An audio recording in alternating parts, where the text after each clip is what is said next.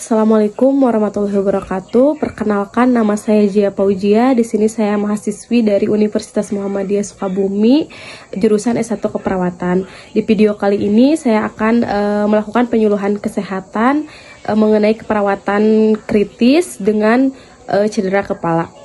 Untuk waktunya 5-10 menit. Di sini saya akan menjelaskan tentang definisi cedera kepala, patofisiologi cedera kepala, jenis-jenis cedera kepala, dan pencegahan primer, sekunder, dan tersier pada cedera kepala. Selanjutnya ada definisi cedera kepala. Traumacapitis atau cedera kepala adalah suatu cedera yang mengenai daerah kulit kepala, tulang tengkorak atau otak yang terjadi akibat injuri baik secara langsung maupun tidak langsung pada kepala.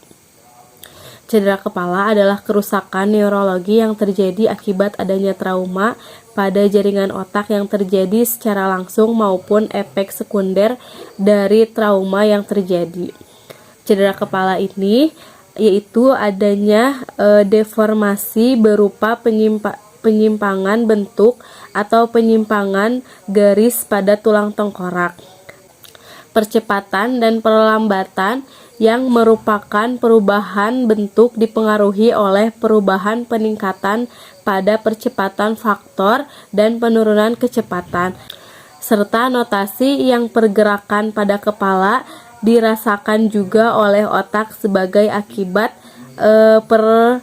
perdarahan pada tindakan pencegahan, serta notasi yaitu pergerakan pada kepala dirasakan juga oleh otak sebagai akibat perputaran pada tindakan pencegahan. Selanjutnya, patofisiologi pada cedera kepala, yaitu otak dapat berfungsi dengan baik bila kebutuhan oksigen dan glukosa dapat terpenuhi. Energi yang dihasilkan di dalam sel-sel saraf hampir seluruhnya melalui proses oksidasi. Otak tidak mempunyai cadangan oksigen, jadi kekurangan aliran darah ke otak walaupun sebentar akan menyebabkan gangguan fungsi.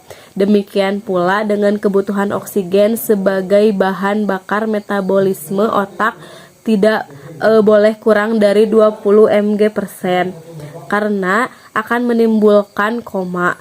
Kebutuhan glukosa sebanyak 25% dari seluruh kebutuhan glukosa tubuh, sehingga bila kadar glukosa plasma turun sampai 70% akan terjadi gejala-gejala permulaan disfungsi cerebral. Pada saat otak mengalami hipoksia, seluruh tubuh berusaha memenuhi kebutuhan oksigen melalui proses metabolik anaerob yang dapat menyebabkan dilatasi pembuluh darah.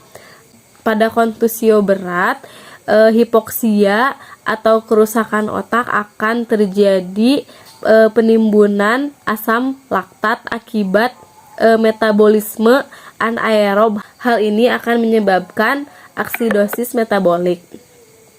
Dalam keadaan normal, cerebral blood flow adalah 50-60 ml per menit per 100 gram jaringan otak yang merupakan 15% dari cardiac output.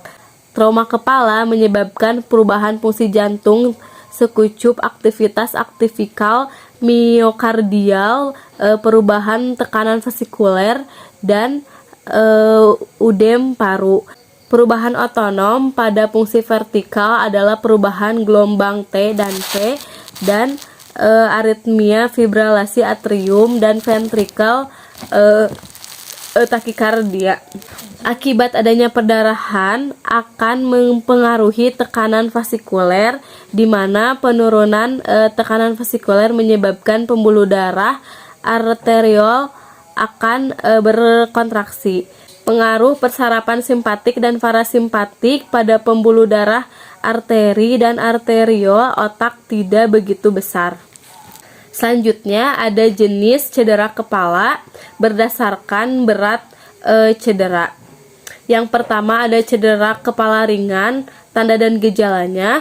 Yang pertama, pasien sadar menurut perintah dan tetapi disorientasi.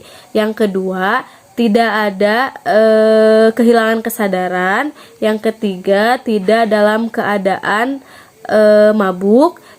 Yang keempat, pasien dapat mengeluh nyeri kepala dan pusing. Yang kelima, pasien dapat menderita luka atau perdarahan kulit kepala. Yang keenam, kadang ada peningkatan TIK. Ini merupakan tanda bahwa cedera menjadi ringan maupun berat.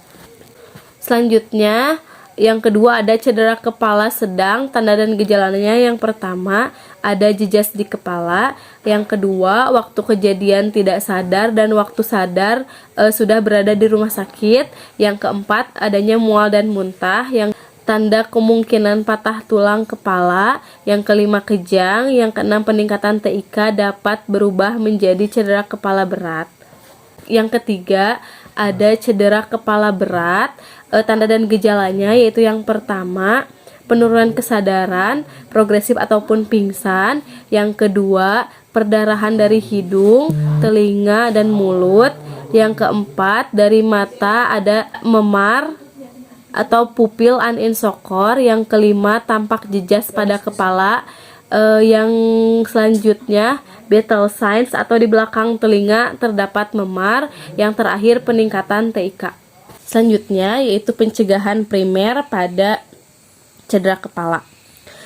Yang dilakukan oleh perawat untuk mencegah terjadinya cedera kepala yaitu melakukan sosialisasi kepada pengguna kendaraan bermotor agar selalu memakai helm saat berkemudi dan mengawasi anak-anak ataupun balita untuk tetap dalam pengawasan orang tua dan jangan mengemudi kendaraan dengan kecepatan yang tinggi.